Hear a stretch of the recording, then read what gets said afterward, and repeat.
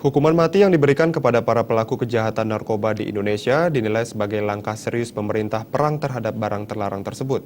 Hal inilah yang harus ditingkatkan bahkan menjadi target besar-besaran pemerintah.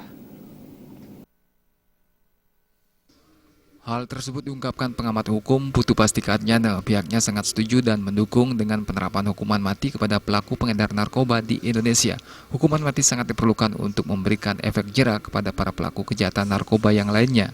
Pasalnya kasus narkoba saat ini sangat memprihatinkan dan sudah menjadi kejahatan extraordinary crime.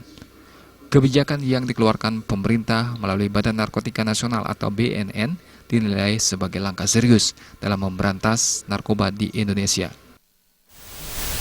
Kalau memang pengedar itu sebagai target yang begitu besar, sangat perlu buat saya. Dan seperti yang disampaikan oleh Kepala BNN, Komjen Budi Waseso atau Pak Buas kan. Jadi beliau sangat betul-betul konsen dan sangat betul-betul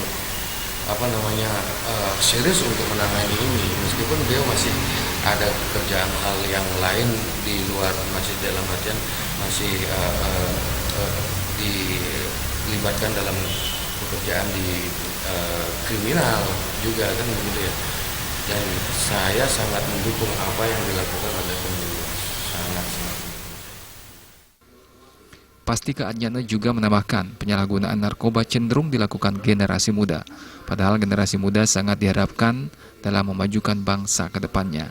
Oleh karena itu pemberantasan narkoba harus lebih ditingkatkan, bahkan menjadi target besar-besaran pemerintah ke depannya. Andika dan Saputra balik.